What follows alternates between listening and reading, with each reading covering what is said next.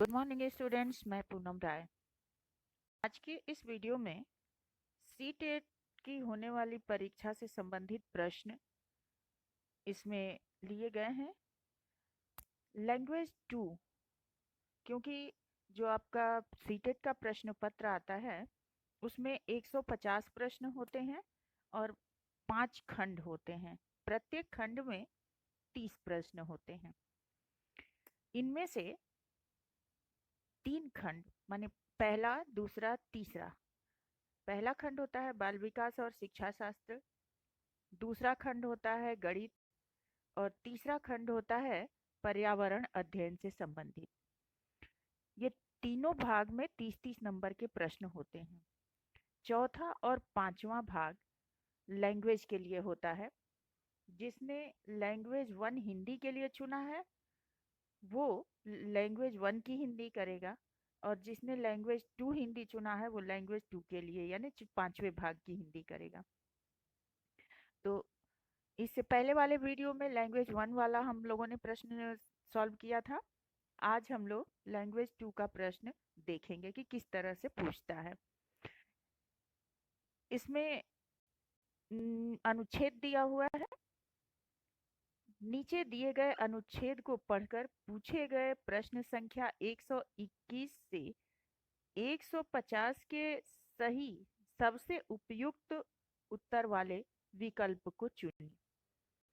यहाँ अनुच्छेद दिया हुआ है। हम लोगों को अनुच्छेद पढ़ना जरूरी है क्योंकि तभी हम प्रश्नों को हल कराएंगे।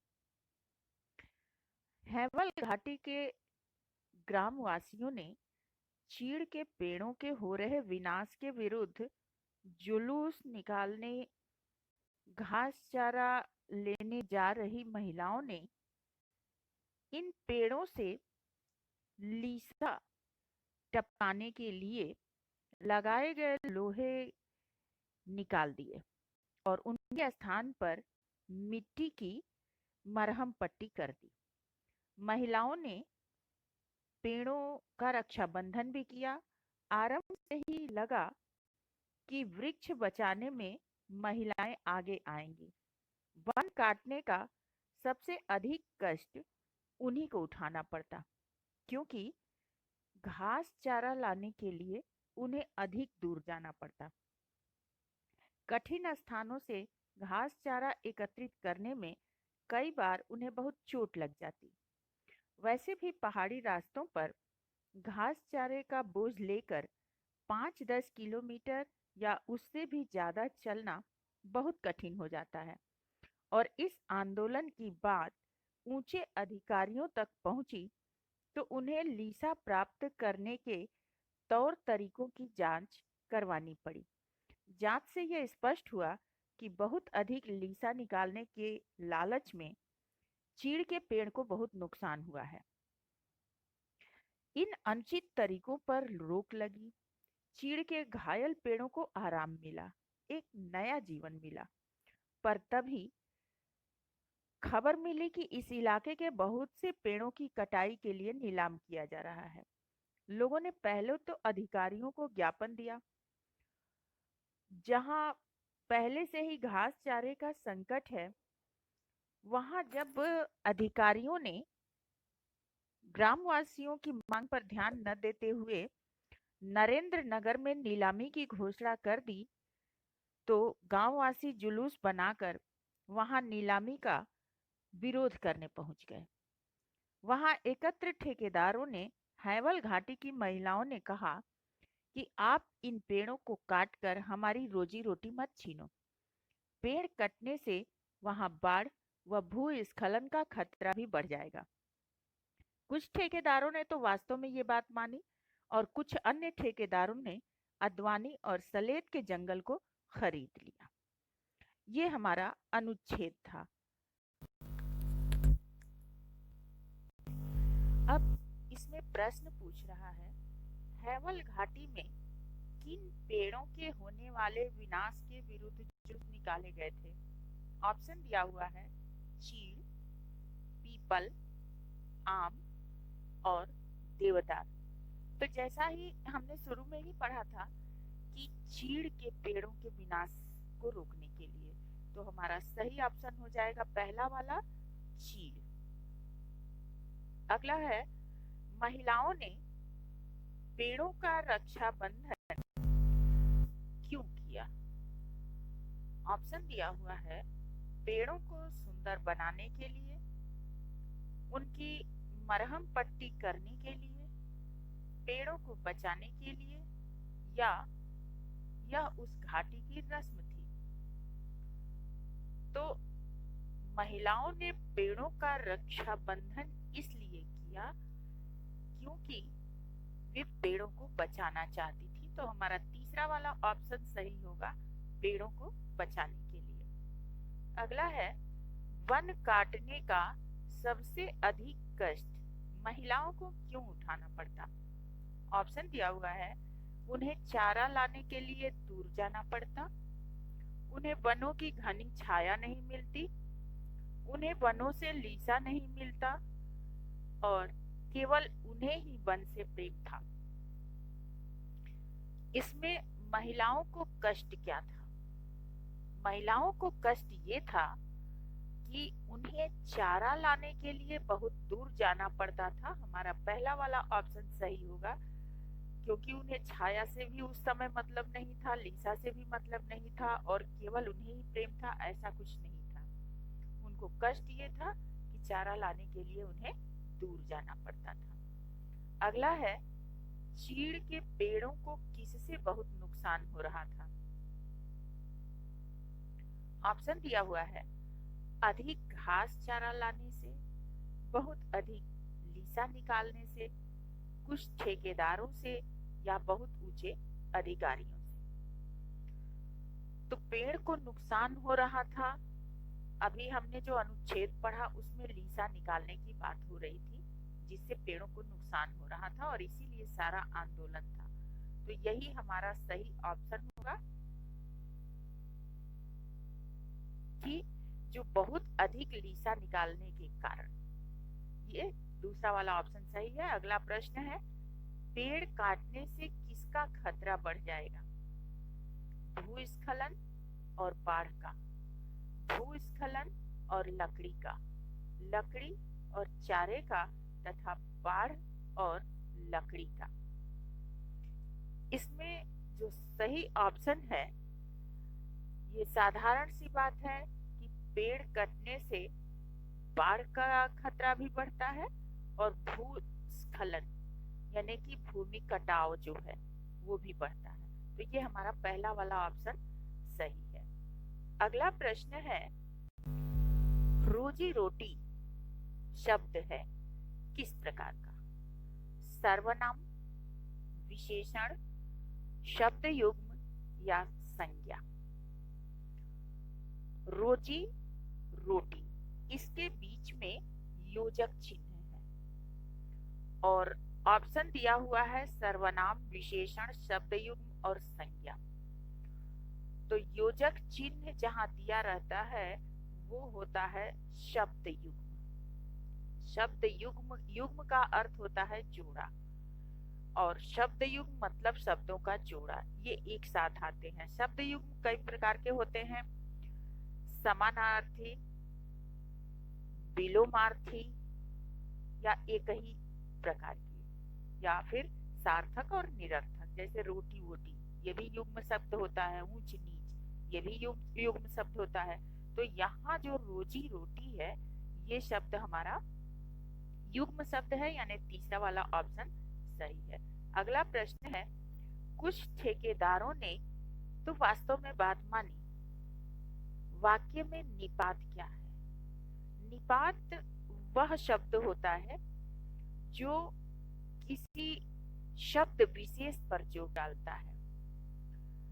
कुछ ठेकेदारों ने तो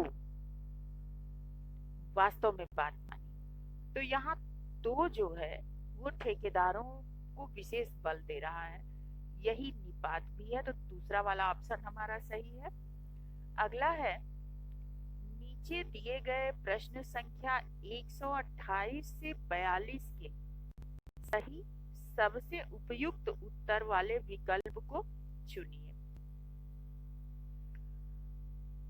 यहाँ शायद कुछ मिसप्रिंटिंग है, क्योंकि पहले 150 तक दिया था, लेकिन यहाँ पर जो है 128 से 142 तक, यानी कि 121 से और 127 तक के प्रश्न वो अनुच्छेद से थे, और ये आपको अलग से दिया हुआ है। तो 128 नंबर का जो प्रश्न है वो वाइगोत्स्की ने भाषा विकास का परिप्रेक्ष्य प्रस्तुत किया है। क्या? ऑप्शन दिया हुआ है समाज, सांस्कृतिक, व्यवहार, सांस्कृतिक, संज्ञानवादी या फिर व्यवहारवादी। भाषा विकास किस प्रकार होता है? तो समाज में भाषा का विकास होता है और सांस्कृतिक गतिविधियों से भाषा का विकास तेजी से होता है। तो ये हमारा पहला वाला ऑप्शन सही हो जाएगा। अगला प्रश्न है, बहुभाषिक कक्षाओं में बच्चों की घर की भाषा को स्थान देने की दृष्टि से कौन सा कार्य प्रभावी है? ऑप्शन दिया हुआ है हिंदी भाषा के शब्दों को अपनी भाषा में लिखो, हिंदी भाषा में सुनी कहानी को अपनी भाषा में कहो, अपनी भाषा में कोई मनपसंद गीत सुनाओ, और चौथा ऑप्शन है हिंदी भाषा के शब्दों को अपनी भाषा में कहो। बहुभाषिक कक्षाओं में बच्चों की घर की भाषा, तो उसमें जो हमारा हिंदी भाषा को बार बार दे रहा है ये थोपा हुआ लगेगा, क्योंकि बच्चे की भाषा चाहे हिंदी हो चाहे कोई अन्य भाषा हो, जब वो अपनी मन पसंद भाषा में अभिव्यक्ति करेगा तो वो ज्यादा प्रभावी होगा।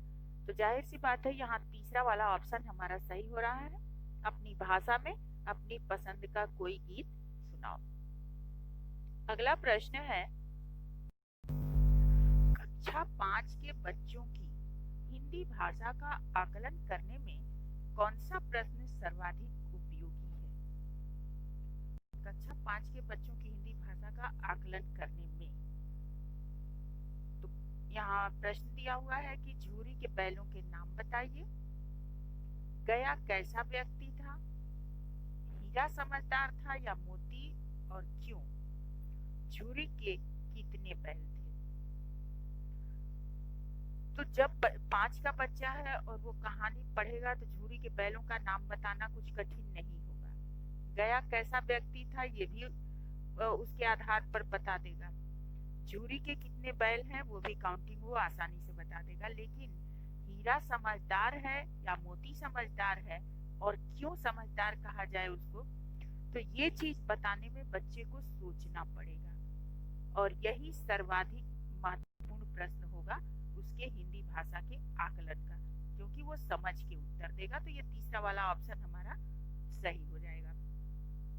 हमें आकलन का मुख्य उद्देश्य है क्या? ऑप्शन दिया हुआ है बच्चों के शब्द भंडार का आकलन करना, प्रभावी भाषा प्रयोग में बच्चों की मदद करना, भाषा प्रयोग संबंधी त्रुटियों का आकलन करना, और बच्चों के व्याकरण ज्ञान को जानना। इसमें हिंदी भाषा में आकलन का मुख्य उद्देश्य क्या होता है, किस लिए उसका आकलन किया जाता है? आकलन मतलब मूल्यांकन।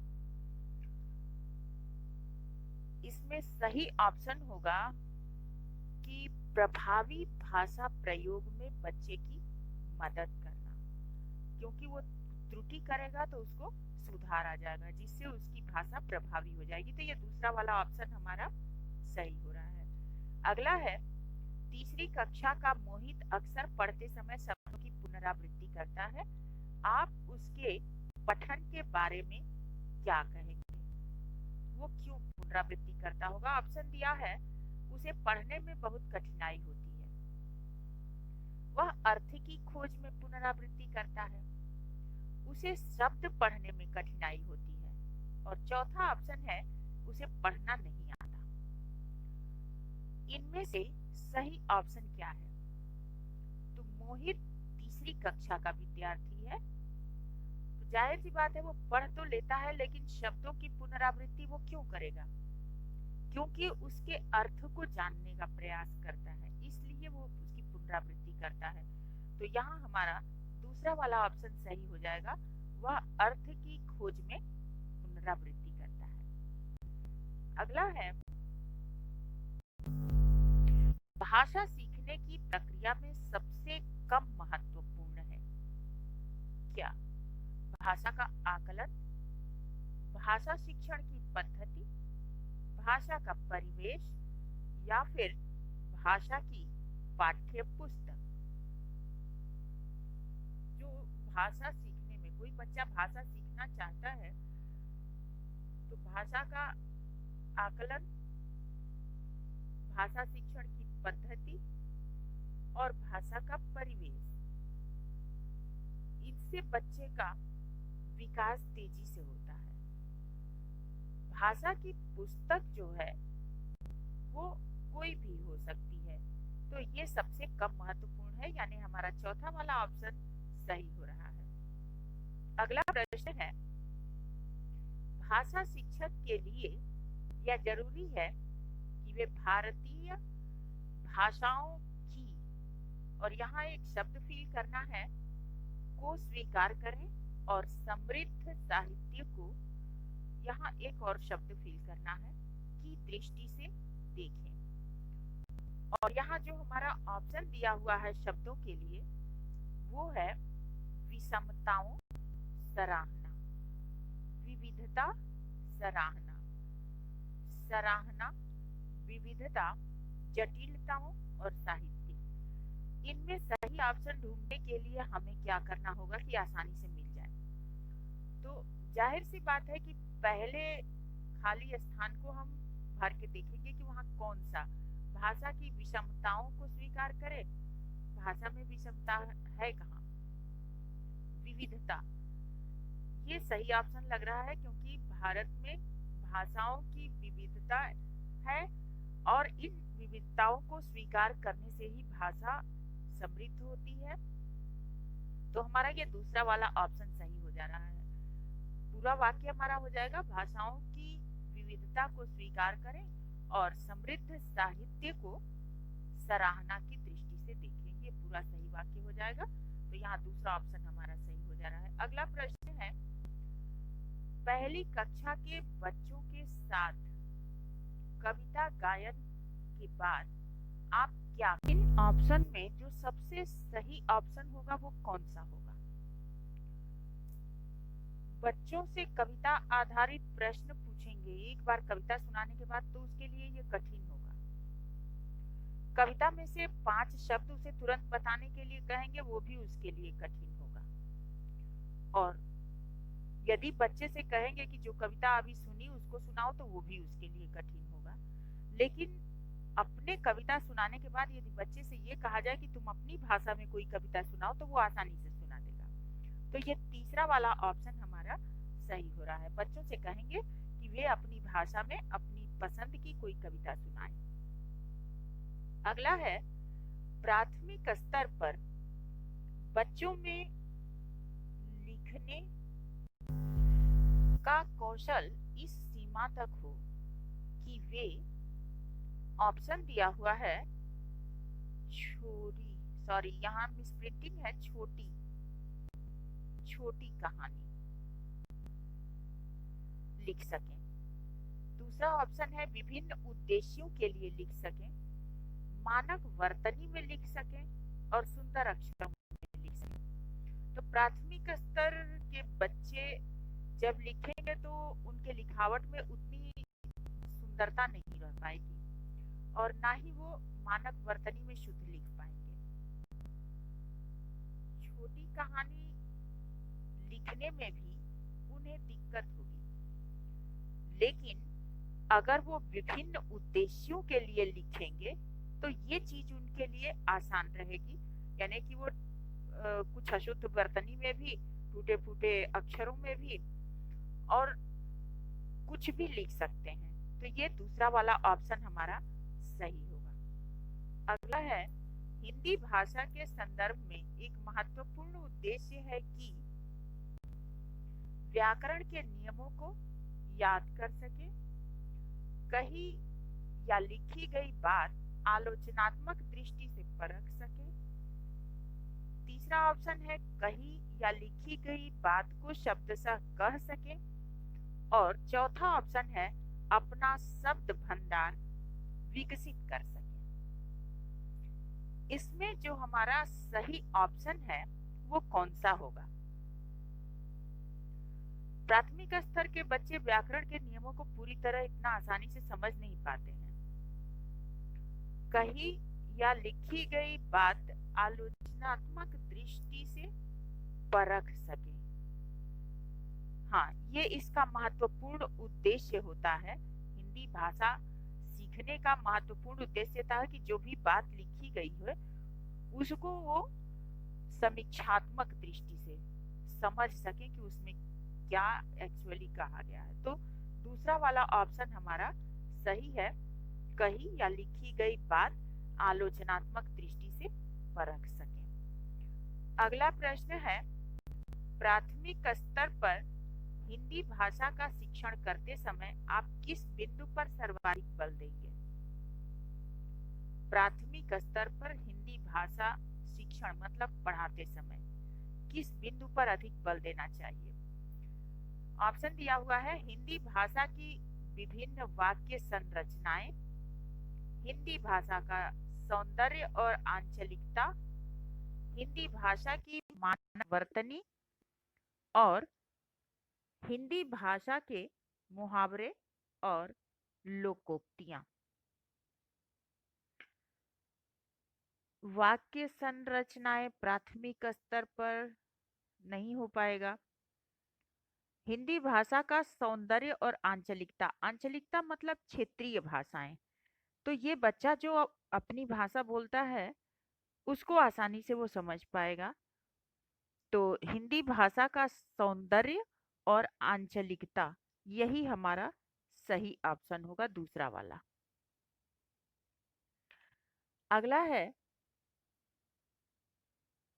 पहली कक्षा की हिंदी भाषा की पाठ्य पुस्तक में आप किस विधा को सबसे अधिक महत्व देंगे? पहली कक्षा में यानी फर्स्ट में जब आप बच्चे को पढ़ा रहे हैं तो कौन सा सबसे अधिक महत्व तरीका होगा? विधा मतलब तरीका। नाटक, डायरी, निबंध और कहानी। तो नाटक, डायरी और निबंध ये बच्चे के लिए बोझ हो जाएगा। चौथा ऑप्शन जो है कहानी, ये बच्चा रुचिकर ढंग से सुनेगा और उसको ज्यादा महत्व देगा। तो ये ही जो है सही ऑप्शन है, चौथा वाला कहानी। अगला है, पढ़ने का प्रारंभ से ही हो और किसी उद्देश्य के लिए हो, किससे? ऑप्शन दिया हुआ है शब्द, वाक्य, अर्थ या अक्षर। पढ़ने का प्रारंभ किससे हो और किस उद्देश्य के लिए हो?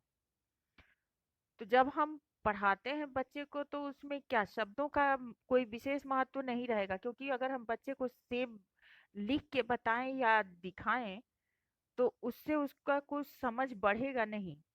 जब हम ये बताएंगे कि ये सेब जो है ये खाने वाली चीज है तो उसके अर्थ को वो समझेगा।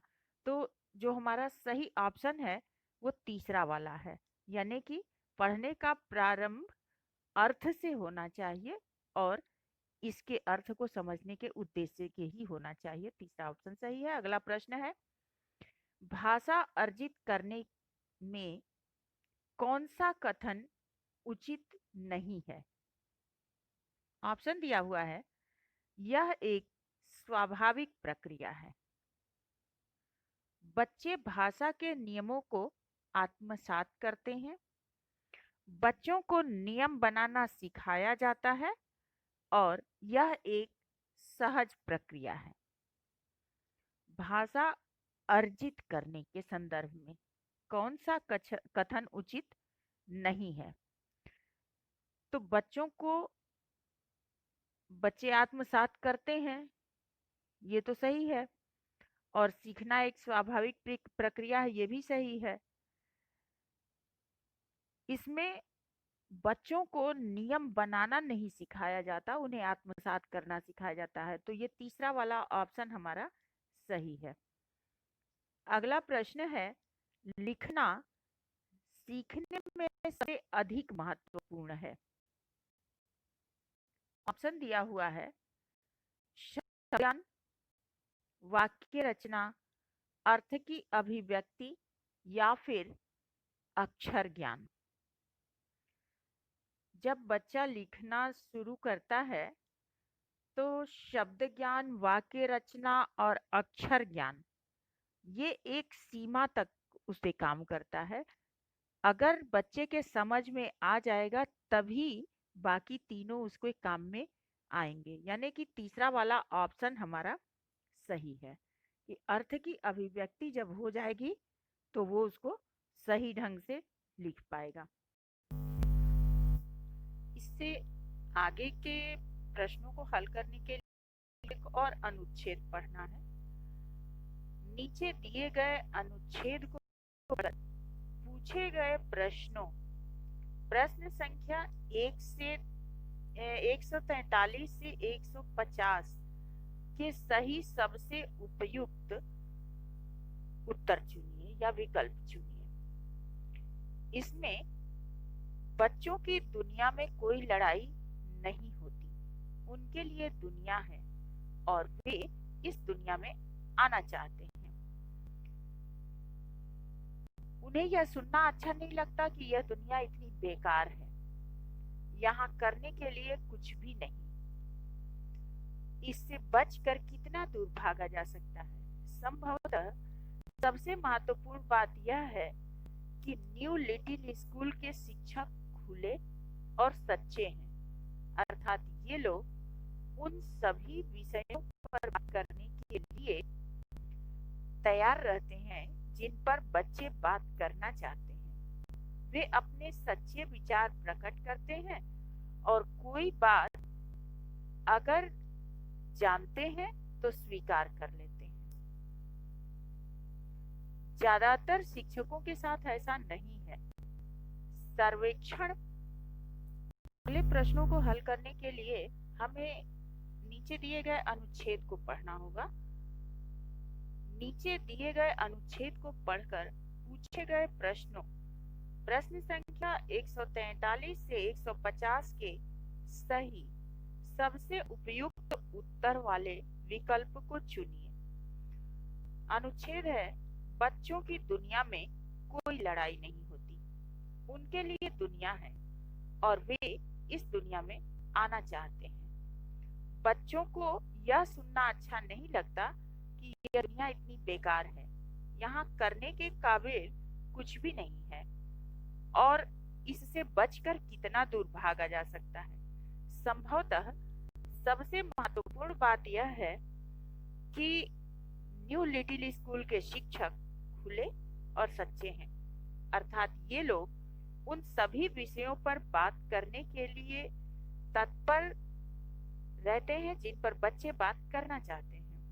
वे अपने सच्चे विचार प्रकट करते हैं और कोई बात अगर वे नहीं जानते तो उसे स्वीकार कर लेते हैं। ज्यादातर शिक्षकों के साथ ऐसा नहीं है। सर्वेक्षण से यह स्पष्ट होता है कि 90% अमेरिकी शिक्षक विवादास्पद विषयों के बारे में स्कूल में बात करने में विश्वास नहीं करते तथा बच्चों को भी इन विषयों के बारे में बात नहीं करने देते।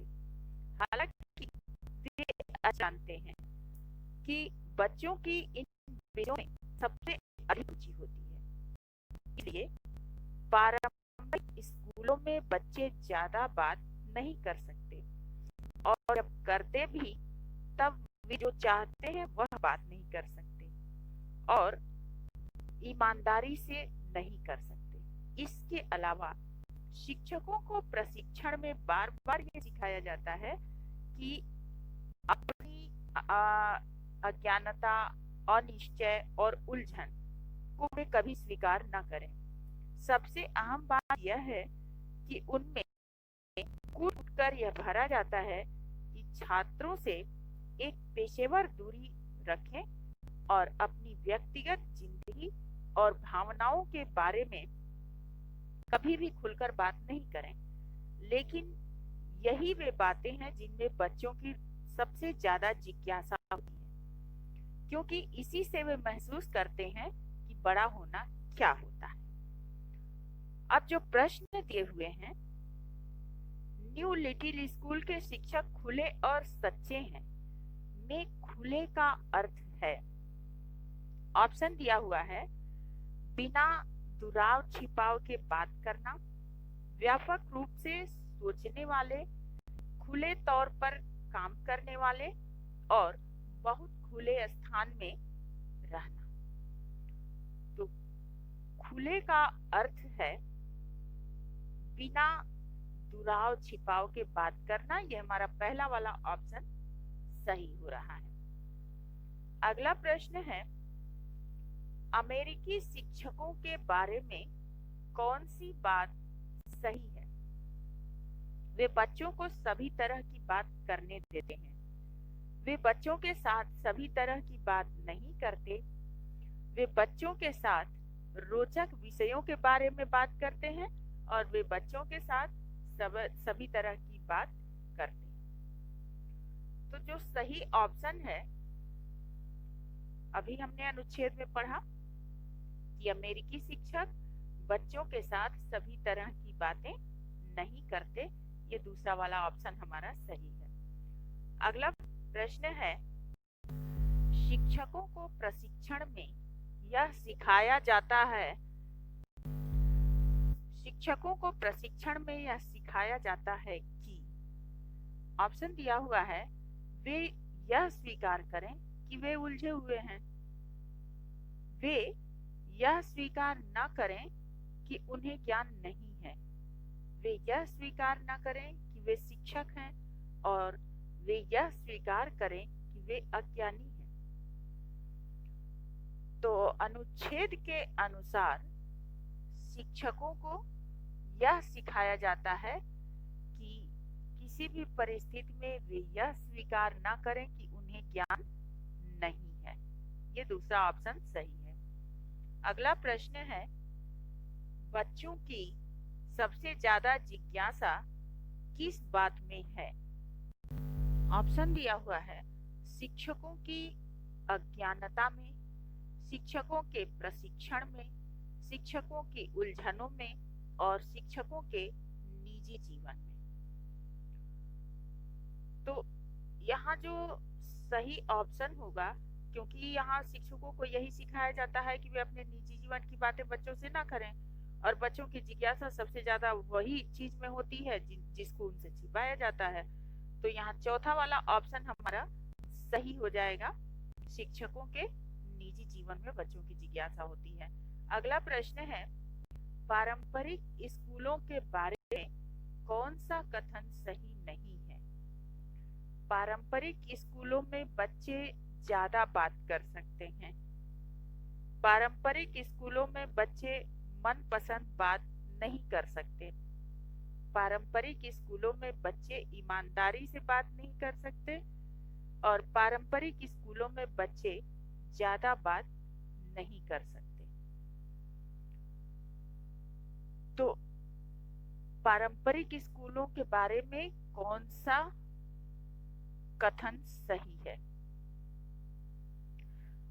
इसमें जो सही ऑप्शन है